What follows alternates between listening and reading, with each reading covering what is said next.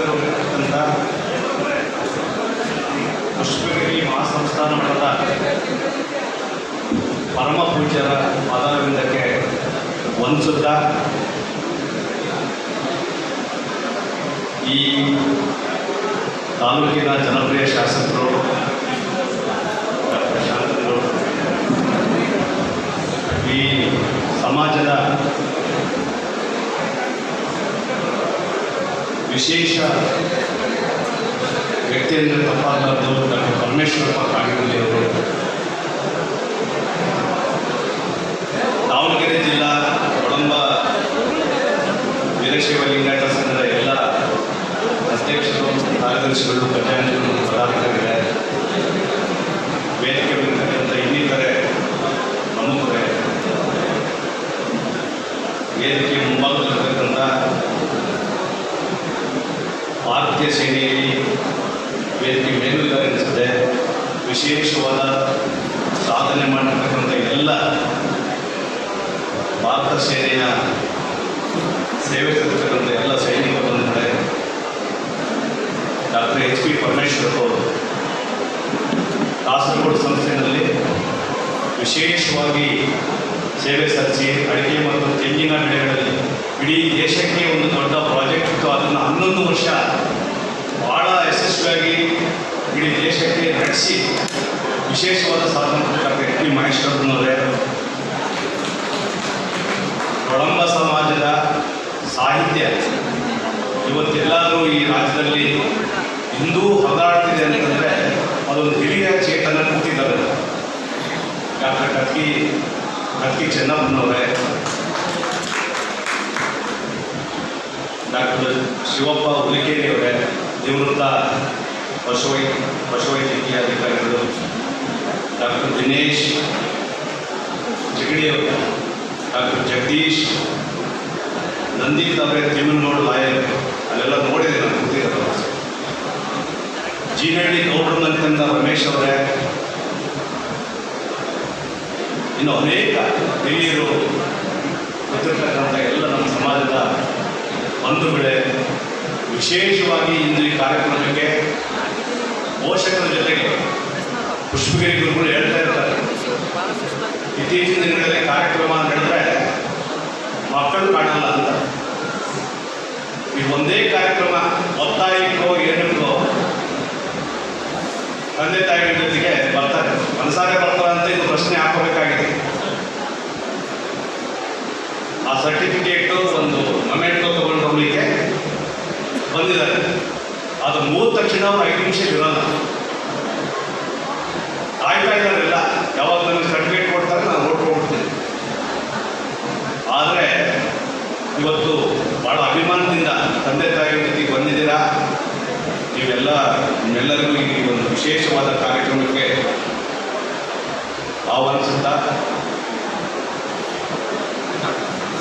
ಭಾಳ ಹೆಮ್ಮೆ ಪಡೋಂಥ ವಿಷಯ. ನಾನೂ ಸಹಿತ ಒಬ್ಬ ಕೇಂದ್ರ ಸರ್ಕಾರದ ವಿಜ್ಞಾನಿಯ ಕೆಲಸ ಮಾಡೋ ಸಹಿತ ಯಾವುದೇ ಅಂಜಿಕೆ ಭಯ ಇಲ್ಲಂಗೆ ಕೊಳಂಬ ಅನ್ನೋ ಪದವನ್ನು ಇಡೀ ರಾಜ್ಯಕ್ಕೆ ಮತ್ತೊಮ್ಮೆ ದೊಡ್ಡ ಶಕ್ತಿಯಲ್ಲಿ ಹೇಳಿದಂಥ ಒಂದು ನನಗೆ ಒಂದು ಸಂತೋಷ ಇದೆ. ನಿಮಗೆ ತಿಳಿದಿದೆ ಏನೋ ಗೊತ್ತಿಲ್ಲ, ಎಷ್ಟೋ ಜನರಿಗೆ ಕೊಳಂಬ ಅನ್ನೋ ಪದನೇ ಗೊತ್ತಿಲ್ಲ. ನಾವೆಲ್ಲ ಮರ್ತ್ಬಿಟ್ಟಿದ್ದೀವಿ. ರಾಜರಿದ್ದರು, 32,000 ಹಳ್ಳಿಗಳನ್ನು ಆಳಿದ್ರು, ಅನೇಕ ಧರ್ಮಗುರುಗಳಿದ್ರು, ಚಾಮುಂಡಾದೇವಿ ಅಂತ ಅವ್ರು ರಾಣಿ ಇದ್ರು. ಅವ್ರು 7 ಜನ ನೊಳಂಬ ಅಣ್ಣ ತಮ್ಮಗಳಿಗೆ ಏನು ರಾಜ್ಯಭಾರ ಮಾಡ್ತಾ ಇದ್ರು, ಅವರು ಇದ್ದಿದ್ದು. ಗುರುಸಿದ್ದರಾಮೇಶ್ವರ ದಿವ್ಯ ದೀಕ್ಷೆಯಿಂದ ಏನು ನಾವು ಲಿಂಗಾಯತ ಧರ್ಮವನ್ನು ಒಪ್ಕೊಂಡ್ವಿ 12ನೇ ಶತಮಾನದಲ್ಲಿ. ಇತ್ತೀಚಿನ ದಿನಗಳಲ್ಲಿ ತುಮಕೂರು ಯೂನಿವರ್ಸಿಟಿನಲ್ಲಿ ಕೊಳಂಬ ಸಾಂಸ್ಕೃತಿಕ ಅಧ್ಯಯನ ಪೀಠ ಆ ಉದ್ಘಾಟನೆಗೆ ಹೋಗಿದ್ದೆ. ಇವತ್ತು ಕರ್ನಾಟಕದ ಗೀತೆಯನ್ನು ಪ್ರಥಮವಾಗಿ ಇಲ್ಲಿ ಹಾಡಿದ್ರು. ಆ ಒಂದು ಕಾರ್ಯಕ್ರಮದಲ್ಲಿ ನೊಳಂಬ ಗೀತೆ ಅನ್ನೋದೇ ಬಂದಿದೆ. ಅಶೋಕ್ ಪಾಲೇದವರಿಗೆ ಮುಂದಿನ ಯಾವುದೇ ನೊಳಂಬ ಕಾರ್ಯಕ್ರಮದಲ್ಲಿ ನೊಳಂಬ ಗೀತೆಯನ್ನು ಸಹಿತ ಆಡಿಸ್ಬೇಕು. ಇದು ಯಾವುದೇ ಒಂದು ಜಾತಿಗೆ ಸೀಮಿತವಾದ ಪದ ಅಲ್ಲ. ನೊಳಂಬ ಅನ್ನೋದು 30 32,000 ಹಳ್ಳಿಗಳಲ್ಲಿ ಎಲ್ಲ ಜಾತಿಯರು ಎಲ್ಲ ಧರ್ಮೀಯರನ್ನ ಆಳಿರ್ತಕ್ಕಂಥ ಇತಿಹಾಸ ಇರ್ತಕ್ಕಂಥ ಒಂದು ಸಮಾಜ. ನಿಮ್ಮಲ್ಲಿ ಹೆಮ್ಮೆ ಇರಬೇಕು. ಆದ್ರೆ ಅನೇಕರಿಗೆ ನೊಳಂಬ ಎಲ್ಲಿ ಎಲ್ಲರೂ ಹೊಡ್ತಾ ಬಿಡುತ್ತಾ, ನಮ್ಗೇನು ತೊಂದರೆ ಆಗುತ್ತಾ, ಏನೋ ವೀರಶೈವ ಮಾಡೋದು, ಏನೋ ವೀರಶೈವ ಲಿಂಗಾಯತ ಅಂದ್ಬಿಡೋದು. ಇನ್ನೂ ವ್ಯವಸ್ಥೆ ಹೇಗಾಗಿದೆ ಅಂದರೆ ಹಿಂದೂ ಅಂತಂದ್ಬಿಟ್ರೆ ಭಾಳ ಸೇಫ್. ನೊಳಂಬ ಅಂದ್ಬಿಡಕ್ಕೆ ಎಷ್ಟು ಜನ ಕೈ ಹೇಳಿ ನೋಡೋಣ ಹೇಳಿ. ಎಲ್ಲ ಕೈಗಳು ನಿಲ್ಲಬೇಕು, ಪಕ್ಷಾತೀತವಾಗಿರಬೇಕು. ಯಾವುದೋ ಒಂದು ಸಿದ್ಧಾಂತ, ಯಾವುದೋ ಒಂದು ಪಕ್ಷದ ಹಿಂದ್ಗಡೆ ಯಾವುದೋ ಹಿಂದ್ಗಡೆ ಹೋಗುವಂಥದ್ದು ನಮ್ಮ ಸಮಾಜದ ಬಗ್ಗೆ ಒಂದು ಚೂರು ಸಹಿತ ಕಳಕಳಿದಂಥ ವ್ಯವಸ್ಥೆಯಲ್ಲಿ ಒಂದು ಧಾರ್ಮಿಕ ಬೆಂಬಲ ಇದ್ದೇನೆ, ಒಂದು ರಾಜಕೀಯ ಬೆಂಬಲ ಇದ್ದೇನೆ, ಆರ್ಥಿಕವಾಗಿ ಎಷ್ಟು ಸಂಕಷ್ಟವಾಗಿರುತ್ತೆ ಎಲ್ಲ ಗೊತ್ತಿರುವಂಥ ವಿಷಯ. ಅಂಥದ್ರಲ್ಲಿ ಒಂದು ದೊಡ್ಡ ಶಕ್ತಿಗಳು ಇವತ್ತು ಸಮಾಜದಲ್ಲಿ ಉದ್ಭವ ಆಗ್ತವೆ, ಜೊತೆಗೆ ಬರ್ತಾ ಇದ್ದಾವೆ. ಇದೆಲ್ಲ ಕಾರಣ ಆ ನೊಳಂಬ ಅನ್ನೋ ಪದಕ್ಕೆ ಇತ್ತೀಚಿನ ದಿನಗಳಲ್ಲಿ ನಾವೇನು ಒತ್ತು ಕೊಡ್ತಾ ಇದ್ದೀವಿ, ಆ ಒಂದು ಶಕ್ತಿಯ ಒಂದು ಪರಿಣಾಮವಾಗಿ ನಾವು ಇವತ್ತೆಲ್ಲ ಇಷ್ಟು ದೊಡ್ಡ ಸಂಖ್ಯೆಯಲ್ಲಿ ಈ ಕಾರ್ಯಕ್ರಮ ಸೇರಿಕೊಂಡಿದ್ದೀವಿ. ಒಂದೊಂದು ಕಾಲ ಇತ್ತು, MLA ನೊಳಂಬರು ಓಟ್ ಹಾಕೊಂಡಿಲ್ಲ, ಆಗಿರಲಿಲ್ಲ. ನೊಳಂಬರಿಗೆ ವಿರೋಧ ಆಗೋದು ಜಾಸ್ತಿ ಇದೆ. 8-10 ಜನ MLA ಆಗ್ತಾ ಇದ್ರು. MP ಇದ್ದೇ ಇರೋರು ಒಬ್ರು. ಇನ್ನೂ ಇತಿಹಾಸ ದೊಡ್ಡದಿದೆ. ಪಾರ್ಲಿಮೆಂಟಲ್ಲಿ ನೊಳಂಬರ ಇತಿಹಾಸಕ್ಕೆ ಸಂಬಂಧಪಟ್ಟ ಶೆಂಗಲನ್ನ ನರೇಂದ್ರ ಮೋದಿ ತಗೊಂಡು ಹೋಗೋದನ್ನ ಒಬ್ಬರು ತೆಲುಗಿನವರು ವಿಡಿಯೋ ಮಾಡಿ ನೊಳಂಬರ ಬಗ್ಗೆ ಹಂಚ್ಕೊಳ್ತಾರೆ. ಆದರೆ ನೊಳಂಬರಿಗೆ ಆ ಭಾವನೆಗಳೇ ಇಲ್ಲ. ನಾವು ಲಿಂಗಾಯತರೋ, ನಾವು ವೀರಶೈವ ಲಿಂಗಾಯತರೋ ಅಥವಾ ಸೇಫ್ ಆಗಿ ಹಿಂದೂಗಳು ಅಂದ್ಕೊಳ್ಳೋದು ಅನ್ಕೋಬಾರ್ದಂತ ಈಗ ನಾವು ಹಿಂದೂಗಳು ಹೌದು, ವೀರಶೈವರು ಹೌದು, ವೀರಶೈವ ಲಿಂಗಾಯತರು ಹೌದು. ಆದರೆ ಈ ಲಿಂಗಾಯತ ಧರ್ಮ ಏನು 12ನೇ ಶತಮಾನದಲ್ಲಿ ಶಿವಶರಣರ ಅವರ ಪ್ರಯತ್ನದಿಂದ ಬಂತು, ಅದಕ್ಕಿಂತ ಹಿಂದೆ 400 ವರ್ಷ ಈ 3 ರಾಜ್ಯಗಳಲ್ಲಿರ್ತಕ್ಕಂಥ 32,000 ಹಳ್ಳಿಗಳನ್ನ ಜಾತಿ ಧರ್ಮ ಅಂದರೆ ಆಡಿರ್ತಕ್ಕಂಥ ಇತಿಹಾಸದ ನೊಳಂಬರು ಇವತ್ತು ಏನಾಗಿದ್ದೀವಿ ಅಂತ ನೀವೆಲ್ಲರೂ ಆತ್ಮಾವಲೋಕನ ಮಾಡ್ಕೊಳ್ಳೇಬೇಕು. ಇಷ್ಟು ಹೇಳ್ತಾ 20 ಲಕ್ಷ ಜನಸಂಖ್ಯೆ ಯಾರೋ ಎಲ್ಲೋ ಹೋಗ್ತಾ ಇದ್ದೆ, ಹೊನ್ನಾಳಿನಲ್ಲಿ 35,000 ಇದ್ದಾರೆ ಅಂತ. ಹಿಂಗಾಗಿರೋ ನೊಳಂಬ ಗೊತ್ತಿಲ್ಲ ನನಗೆ.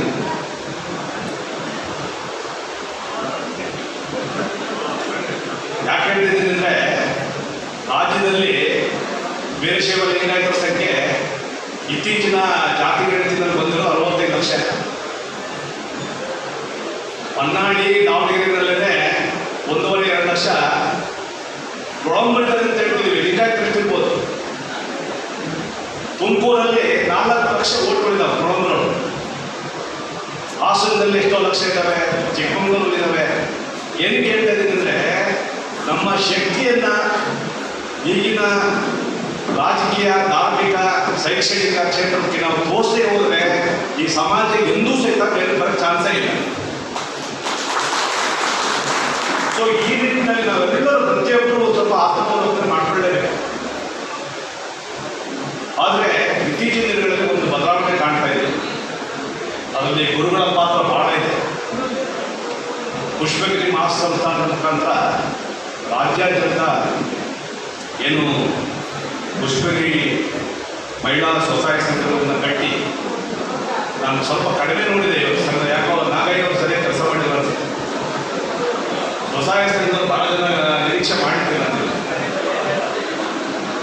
ಅಂತ ಒಂದು ವ್ಯವಸ್ಥೆಯನ್ನು ಇವತ್ತು ಹುಟ್ಟಾಕಿ ಈ ಸಮಾಜಕ್ಕೆ ಮತ್ತು ಇಡೀ ನಾಟ್ ಓನ್ಲಿ ನೊಳಂಬರಿಗಲ್ಲ, ಅನೇಕ ಸಮಾಜಕ್ಕೆ ಒಂದು ಶಕ್ತಿ ತುಂಬುವಂಥ ಕೆಲಸವನ್ನು ಪುಷ್ಪಗಿರಿ ಸ್ವಾಮೀಜಿಗಳು ಮಾಡಿದ್ದಾರೆ.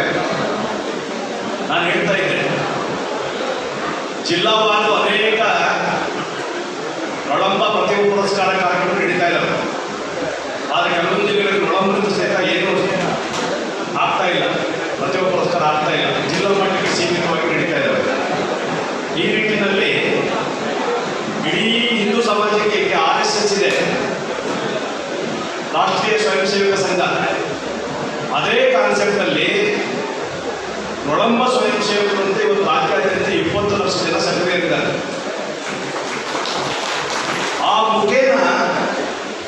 ಮಟ್ಟದ ಪ್ರತಿಭಾ ಪುರಸ್ಕಾರವನ್ನು ಕಳೆದ 4 ವರ್ಷ ಮಾಡ್ಕೊಂಡು ಹೋಗ್ತಾ ಇದ್ದಾರೆ ಸ್ವಯಂ ಸೇವಕರು.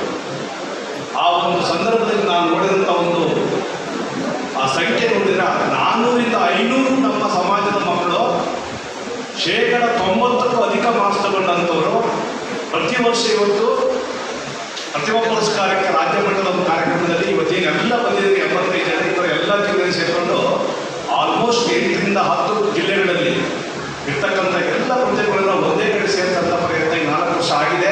ಅದು ರಾಜ್ಯ ಮಟ್ಟದ ಪ್ರಥಮ ಪ್ರತಿಭಾ ಪುರಸ್ಕಾರ ಕಾರ್ಯಕ್ರಮ ಈ ವರ್ಷ ನಂದಿಗುಡಿ ಮಟ್ಟದಲ್ಲಿ ಇಟ್ಕೊಂಡಿದೆ. ಎಲ್ಲ ಸಮಾಜದ 13 ಸ್ವಾಮಿಗಳು ಸಹಿತ ಅಲ್ಲಿ ಬರ್ತಾ ಇದ್ದಾರೆ. ಅದಕ್ಕೆ ನಂದಿಗುಡಿ ಮಹಾಸಂಸ್ಥಾನ ಸ್ವಾಮಿಗಳ ಒಪ್ಪಿಗೆ ಇದೆ. ಭಾಳ ಇಂಪಾರ್ಟೆಂಟ್ ಮಾಹಿತಿ ಇದೆ. 4 ವರ್ಷ ಏನು ನಾವು ಪ್ರತಿಭಾ ಪುರಸ್ಕಾರ ಮಾಡ್ಕೊಂಡು ಬರ್ತಾ ಇದ್ದೀವಿ. ವರ್ಷಕ್ಕೆ 400ರಿಂದ 500 ಮಕ್ಕಳು ಇವತ್ತು ಸಂಪರ್ಕಕ್ಕೆ ಬರ್ತಾ ಇದ್ದಾರೆ ಸಮಾಜದವರು. 4 ವರ್ಷದಲ್ಲಿ 1300 ಮಕ್ಕಳು ಪ್ರತಿಭಾ ಪುರಸ್ಕಾರ ಸ್ವೀಕರಿಸಿದ ಜೊತೆಗೆ ಪರಸ್ಪರ ಸಂಪರ್ಕಕ್ಕೆ ಬಂದಿದ್ದಾರೆ. ಈ ಸಂಪರ್ಕವನ್ನು ಮುಂದಿನ ದಿನಗಳಲ್ಲಿ ಮತ್ತೆ ಸಮಾಜಕ್ಕೆ ಶಕ್ತಿ ತುಂಬಕ್ಕೆ ಹೇಗೆ ಅನ್ನೋ ನಿಟ್ಟಿನಲ್ಲಿ ಭಾಳಷ್ಟು ಚಿಂತನೆಗಳು ಮಹಾಪೋಷಕರಾದಂಥ ನಮ್ಮ ಪರಮೇಶ್ವರಪ್ಪ ಕಾಗಿದಲ್ಲಿ ಅವರು ಗುರುಗಳ ಹತ್ರನೂ ಮಾತಾಡಿದ್ದೀವಿ. ಪ್ರತಿಯೊಬ್ಬರು ಮಠಾಧೀಶಗಳು ಪ್ರಮುಖರು ಎಲ್ಲ ಸೇರಿ ಈ 12 ಜನ ಈ 4 ವರ್ಷದಲ್ಲಿ ಬಂದಿದ್ದಾರೆ. ಅವರಿಗೊಂದು ವಿಶೇಷವಾದ ಒಂದು ತರಬೇತಿ IAS AS ಆ ಎಕ್ಸಾಮ್ಗಳನ್ನು ಮಾಡಿ ಅವ್ರಿಗೆ ಆಸಕ್ತಿ ಇದ್ದರೆ ಇಂಟರ್ವ್ಯೂ ಮಾಡಿ ಬೆಸ್ಟ್ ವರ್ಷಕ್ಕೆ 10ರಿಂದ 20 ಮಕ್ಕಳನ್ನು ಆಯ್ಕೆ ಮಾಡಿ ಮಠಾಧೀಶರು ಹಾಗೂ ಶಕ್ತಿಗಳ ಒಂದು ಸಪೋರ್ಟಿಂದ ಅವರು ಡೆಲ್ಲಿಗಾರೆ ಹೋಗಿ ತರಬೇತಿ ತಗೊಂಡು ಬರಲಿ, ಮತ್ತು ರಾಜಸ್ಥಾನದ ಕೋಟಕರ ಹೋಗಲಿ, ಬೆಂಗಳೂರಿನಲ್ಲಿರೋ ಪ್ರತಿಷ್ಠಿತ IAS ಕೋಚಿಂಗ್ ಸೆಂಟರ್ ಆಗಲಿ, ಇದನ್ನು ನಾವು ಸದ್ಯದಲ್ಲೇ ಈ 1200 ಮಕ್ಕಳಿಗಾಗಿ ಯಾರಿಗೆ ಆಸಕ್ತಿ ಇದೆ ಎಕ್ಸಾಮ್ ಮಾಡಿ ಇಂಟರ್ವ್ಯೂ ಮಾಡಿ ಕೆಲವೇ ಜನರನ್ನ ಒಂದು 8-10 ಮಕ್ಕಳನ್ನ ಇವತ್ತು ನಾವು IAS KS ಕೋಚಿಂಗ್ಗೆ ಮಾಡಿಸಿ ವರ್ಷಕ್ಕೆ ಒಬ್ಬರು IAS ಆಫೀಸರ್ಸ್ಗಳು ಈ ಸಮಾಜದಲ್ಲಿ ಬರಬೇಕು.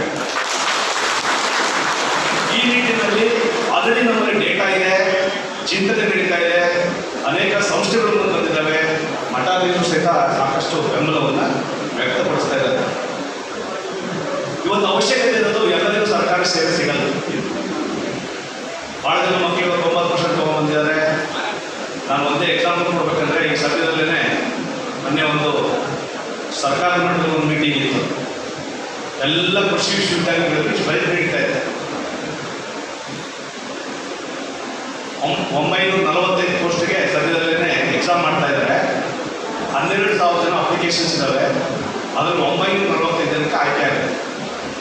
ಈ ಉಳಿದಿರ್ತಕ್ಕಂಥ 10,000 ಮಕ್ಕಳಿಗೆ ಸರ್ಕಾರಿ ಸೇವೆ ಮತ್ತೆ ಹೋಗೋದು. ಈ ನಿಟ್ಟಿನಲ್ಲಿ ಕೌಶಲ್ಯಾಭಿವೃದ್ಧಿ, ಸ್ವಂತ ಉದ್ಯೋಗ,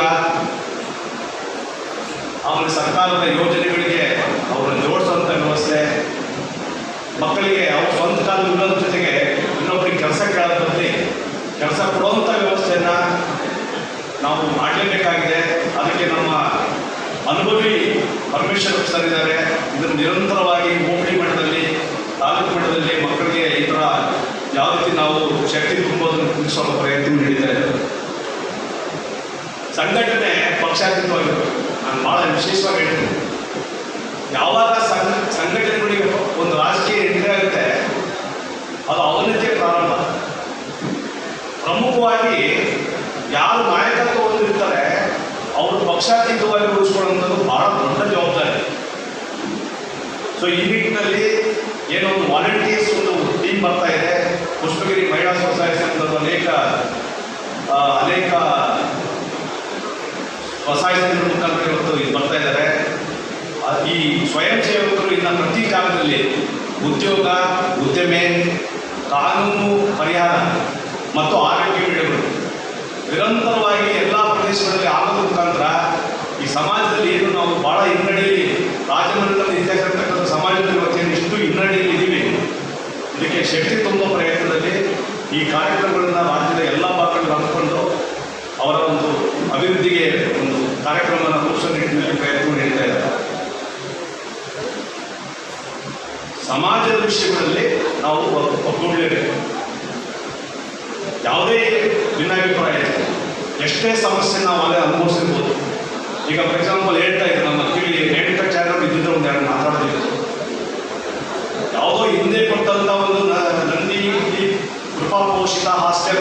ದಾವಣಗೆರೆಯಲ್ಲಿ ನೆನೆಗುದಿಗೆ ಬಿದ್ದು ಮಕ್ಕಳಿಗೆ ಅವ್ರಿಗೇನು ವಸತಿ ವ್ಯವಸ್ಥೆ ಮಾಡೋದಾಗಿತ್ತು. ಆಮೇಲೆ ಸಮಾಜಕ್ಕೆ ಶಕ್ತಿ ತುಂಬುವಂಥ ಒಂದು ದೊಡ್ಡ ಜಾಗ ಕಮರ್ಷಿಯಲ್ ಕಾಂಪ್ಲೆಕ್ಸ್ ಮಾಡಿ ನಾವೇನು ಯೋಜನೆಗಳನ್ನು ರೂಪಿಸೋ ಬಗ್ಗೆ ಮಾತಾಡ್ತಿದ್ದಕ್ಕೆ ಶಕ್ತಿ ತುಂಬಕ್ಕೆ ಅವಕಾಶ ಇತ್ತು. ಆದರೆ ಏನೋ ಕಾರಣಗಳಿಂದ ಮಾಡೋಕ್ಕಾಗಿಲ್ಲ. ಆದರೂ ಸಹಿತ ಆ ಸಮಸ್ಯೆ ಯಾವಾಗ ಪರಿಹಾರ ಆಗುತ್ತೆ ಆಗಲಿ. ನಮ್ಮ MLA ಸಾಹೇಬರಿದ್ದಾರೆ, ಹೆಣ್ಕಟ್ಟಿದ್ದಾರೆ. ಇನ್ನೊಂದು ಇವಾಗ ಈ ಸಂಘ ಏನು ದಾವಣಗೆರೆ ಜಿಲ್ಲಾ ಒಳಂಬ ನಿರಶಿವಳಿಕೆ ಸಂಘದವರು ಮತ್ತೊಂದು ಪ್ರಯತ್ನ ಮಾಡಿ ಹೊಸ ಜಾಗ ಉಟ್ಕೊಂಡ್ರಿ. ಈಗ ಒಂದಿರ್ತಕ್ಕಂಥ ಜಾಗಕ್ಕೆ ಕೈ ಹಾಕ್ಬಿಟ್ಟು ಸಮಾಜದಲ್ಲಿ ಏನು ಸ್ವಲ್ಪ ಸಣ್ಣ ಪುಟ್ಟ ಒಂದೊಂದುಗಳಿದ್ದಾವೆ ಅದು ಬಗೆಹರಿಯ ತನಕ ಈ ಶಕ್ತಿಗಳನ್ನು, ರಾಜಕೀಯ ಶಕ್ತಿಗಳನ್ನು ಬಳಸ್ಕೊಂಡು ಇನ್ನೊಂದು ಸೈಡನ್ನು ಅಲಾಟ್ ಮಾಡಿಸ್ಕೊಂಡು ದಾವಣಗೆರೆ ಜಿಲ್ಲೆಯಲ್ಲಿ ತತ್ಕ್ಷಣದ ಒಂದು ಆತಂಕ ಮಾಡಿಸೋಂಥ ಪ್ರಯತ್ನಕ್ಕೆ ಈ ರಾಜಕೀಯ ಶಕ್ತಿಗಳು ಬಳಸ್ಕೊಂಡು ಆಮೇಲೆ ಸಮಾಜದ ಶಕ್ತಿಗಳು ಬಳಸ್ಕೊಂಡು ಮಾಡಲಿ ಅಂತ ಸಂದರ್ಭ ಹೇಳೋ ಬಯಸ್ತೀನಿ. ಸೊ ಭಾಳಷ್ಟು ವಿಷಯಗಳಿದ್ದಾವೆ. ಕೃಷಿ ಕ್ಷೇತ್ರದ ಸಮಸ್ಯೆಗಾಗಿ ನಾನು ಕಳೆದ ವಾರ ಕಳೆದ ಶಿವಪ್ಪ ಕೃಷಿ ಮತ್ತು ತೋಟಗಾರಿಕಾ ವಿಶ್ವವಿದ್ಯಾಲಯದ ಕುಲಪತಿಗಳಾಗಿ ಅಧಿಕಾರ ಸ್ವೀಕರಿಸಿದ ನಂತರ ಒಂದು ವಿಶೇಷ ಕಾರ್ಯಕ್ರಮವನ್ನು ಅನೌನ್ಸ್ ಮಾಡಿದೆ. ಸಹ್ಯಾದ್ರಿ ಕೃಷಿ ಹೊಂಡ ಹೋಬಳಿ ಮಟ್ಟದಲ್ಲಿ ಎಲ್ಲ ಕೃಷಿ ವಿಶ್ವವಿದ್ಯಾಲಯಗಳ ತಂತ್ರಜ್ಞಾನಗಳು, ಸೇವೆಗಳು, ಕೃಷಿ ಇಲಾಖೆಗಳ ಸೇವೆಗಳು ಹೋಬಳಿ ಮಟ್ಟದಲ್ಲಿ ರೈತರಿಗೆ ತಲುಪಬೇಕು. ಆ ನಿಟ್ಟಿನಲ್ಲಿ BSc ಕೃಷಿ ಮತ್ತು ತೋಟಗಾರಿಕೆ ಪದವೀಧರರನ್ನು ಬಳಸಿಕೊಂಡು ಹೋಬಳಿ ಮಟ್ಟದಲ್ಲಿ ಏನು ಬೆಳೆಗೆ, ಯಾವ ಕಾಯಿಲೆಗೆ, ಯಾವ ಒಂದು ಭೂಮಿಯ ಗುಣಲಕ್ಷಣಕ್ಕೆ ಯಾವ ತಂತ್ರಜ್ಞಾನಗಳನ್ನು ಕೊಡಬೇಕು ಅನ್ನೋ ನಿಟ್ಟಿನಲ್ಲಿ ಅವರ ಒಂದು ಮಾರ್ಗದರ್ಶನದಲ್ಲಿ ಮಾರ್ಗದರ್ಶನಕ್ಕೆ ಪರಿಕರಗಳು ಸಿಗಬೇಕು ಅನ್ನೋ ನಿಟ್ಟಿನಲ್ಲಿ ಒಂದು ಹೊಸ ಯೋಜನೆಯನ್ನು ನಾವು ರೂಪಿಸಿದ್ದೀವಿ. ಸದ್ಯದಲ್ಲೇ ಒಂದು 6 ತಿಂಗಳ ಒಳಗಡೆ ಹೋಬಳಿ ಮಟ್ಟದಲ್ಲಿ ಒಂದು ಸಹ್ಯಾದ್ರಿ ಕೃಷಿ ಹೊಂಡ ಒಂದು ಶಾಪ್ಗಳು ಪ್ರಾರಂಭವಾಗ್ತವೆ. ಅಲ್ಲಿ ಎಲ್ಲ ರೈತರಿಗೆ, ಭಾಳಷ್ಟು ಜನ ನಮ್ಮ ಸಮಾಜದಾಗಲಿ ಬೇರೆ ಸಮಾಜದಲ್ಲ ರೈತರಿಗೆ ಜಾಸ್ತಿ, ರೈತರಿಗೆ ಜಾತಿ ಇಲ್ಲ, ಎಲ್ಲ ರೈತರ ಮತ್ತು ಎಲ್ಲ ನಿರುದ್ಯೋಗಿಗಳ, ಎಲ್ಲ ಮಹಿಳೆಯರ ಒಂದು ಅಭಿವೃದ್ಧಿಗಾಗಿ ಅವ್ರಿಗೆ ಯಾವ ರೀತಿಯಲ್ಲಿ ಈ ಯೋಜನೆಗೆ ಜೋಡಿಸ್ಬೇಕು ಅನ್ನೋ ನಿಟ್ಟಿನಲ್ಲಿ ನಾವು ಚಿಂತನೆ ನಡೀತಾ ಇದ್ದೇವೆ. ಆಲ್ರೆಡಿ ಸಾಕಷ್ಟು ಆ್ಯಕ್ಷನ್ ಸ್ಟಾರ್ಟ್ ಮಾಡಿದ್ದೀವಿ ಅಂತ ಈ ಸಂದರ್ಭದಲ್ಲಿ ಹೇಳ್ತಾ, ನನ್ನನ್ನು ಕರೆಸಿ ಸನ್ಮಾನಿಸಿ ಈ ಒಂದು ಕಾರ್ಯಕ್ರಮದಲ್ಲಿ ಮಾತಾಡಲಿಕ್ಕೆ ಅವಕಾಶ ಕೊಟ್ಟಂಥ ಆಯೋಜಕರಿಗೆ, ಸಣ್ಣ ಪುಟ್ಟ ಗೊಂದಲಗಳನ್ನು ಇವತ್ತೇ ಮಾಡಿಬಿಟ್ಟು ಸಮಾಜದ ಒಂದು ಏಕತೆಗಾಗಿ ಎಲ್ಲರೂ ತಮ್ಮ ಮಟ್ಟದಲ್ಲಿ ಸ್ವಲ್ಪ ಒಂದು ಸ್ಟೆಪ್ ಹಿಂದಕ್ಕೆ ಹೋಗ್ಬೇಕು, ಎಲ್ಲರೂ ಹಿಂದಕ್ಕೆ ಹೋಗ್ಬೇಕು. ಅವಾಗ ಒಟ್ಟಾಗಲಿಕ್ಕೆ ಅವಕಾಶ ಇದೆ. ಇಷ್ಟು ಹೇಳ್ತಾ ಮುಂದಿನ ದಿನಗಳಲ್ಲಿ ಈ ನಿಟ್ಟಿನಲ್ಲಿ ಎಲ್ಲರೂ ಕೆಲಸ ಮಾಡೋಣ, ಎಲ್ಲರೂ ಒಗ್ಗಟ್ಟಾಗಿ ಹೋಗೋಣ, ರಾಜಕೀಯ ವ್ಯವಸ್ಥೆ ನೋಡ್ಕೊಳ್ಳೋಣ. ಗುರುಗಳ ಏನು ಪ್ರಯತ್ನ ನಡೀತಾ ಇದೆ ಇವತ್ತು ರಾಜ್ಯ ಮಟ್ಟದಲ್ಲಿ, ಅದಕ್ಕೆ ಇದು ಮಾಡೋಣ. ಆಮೇಲೆ ಗುರುಗಳದೊಂದು ಏನು ಸ್ವಸಹಾಯ ಸಂಘಗಳಿದ್ದಾವೆ. ನಾನು ಭಾರತೀಯ ತೋಟಗಾರಿಕಾ ಸಂಶೋಧನಾ ಸಂಸ್ಥೆಯಲ್ಲಿ ಕೆಲಸ ಮಾಡೋ ಸಂದರ್ಭದಲ್ಲಿ ಇಸ್ರೋದಿಂದ ಒಂದು ಪ್ರಾಜೆಕ್ಟ್ ತರಿಸ್ಬಿಟ್ಟು ಅಣಬೆ ಬೇಸಾಯ, ಹಣ್ಣು ತರಕಾರಿಗಳಿಂದ ಮೌಲ್ಯವರ್ಧಿತ ಪದಾರ್ಥಗಳಿಗೆ ತರಬೇತಿ ಒಂದು 25 ಲಕ್ಷದ ಒಂದು ಪ್ರಾಜೆಕ್ಟ್ ತರಿಸ್ಬಿಟ್ಟು ಈಗ ಆಲ್ರೆಡಿ 7 ಜಿಲ್ಲೆಯಲ್ಲಿ ಸ್ವಸಹಾಯ ಸಂಘದ ಸದಸ್ಯರಿಗೆ ತರಬೇತಿ ಕೊಟ್ಟು ತಂತ್ರಜ್ಞಾನವನ್ನು ಸರ್ಕಾರದಿಂದ ಕೊಡಿಸಿ 1 ವರ್ಷ ಇನ್ಕ್ಯುಬೇಷನ್ ಫೆಸಿಲಿಟಿನಲ್ಲಿ ಅವ್ರಿಗೆ ಕೆಲಸ ಮಾಡೋಕ್ಕೆ ಅವಕಾಶ ಕೊಟ್ಟು ಆಲ್ರೆಡಿ ನಮ್ಮ ಗುರುಗಳ ಮಾಹಿತಿ ಹೇಳಬೇಕು. ಒಂದು ಬೆಂಗಳೂರಿನ ಒಂದು ಸ್ವಸಹಾಯ ಸಂಘದವರು ಅವರು ಆದ ಪ್ರಾಡಕ್ಟ್ಸ್ಗಳು ಮಾರ್ಕೆಟಿಗೆ ಬಂದವೆ.